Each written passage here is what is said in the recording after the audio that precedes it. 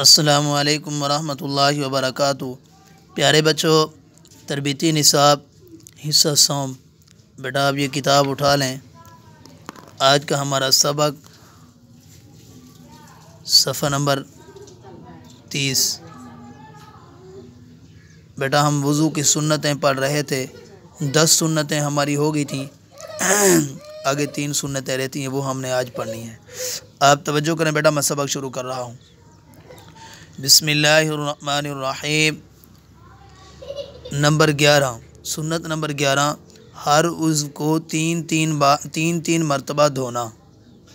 Number 12، ترتیب سے وضو کرنا، ٹھیک ہے بیٹا۔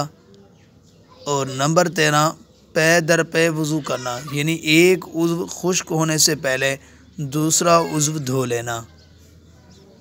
پیارے بچوں، یہ ہم نے تھوڑا تھوڑا کر کے سنتوں کو پڑھا تھا، تو بیٹا آپ ان کو یاد کریں۔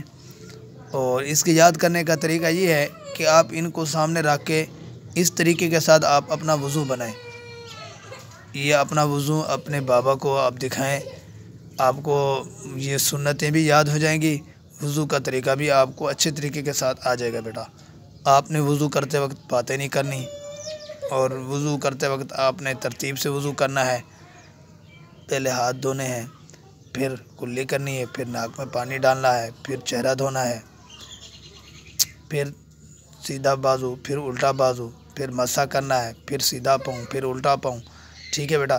اس ترتیب سے آپ وضو کریں گے تو انشاءاللہ آپ کو یہ وضو بھی اچھے طریقے کے ساتھ کرنا آ جائے گا، اور آپ کو یہ سنتیں بھی یاد ہو جائیں گی۔ سنت کی بہت بڑی فضیلت ہے۔ اللہ کے پاک پیغمبر صلی اللہ علیہ وسلم نے فرمایا، جو فساد کے دور میں جو بندہ میری ایک سنت کو زندہ کرتا ہے، اسے 100 شہیدوں کا ثواب ملتا ہے۔ تو پیارے بچوں، آپ نے وضو کرتے وقت ان سنتوں کا خاص خیال کرنا ہے۔ جزاک اللہ۔ اللہ حافظ۔ السلام علیکم ورحمۃ اللہ وبرکاتہ۔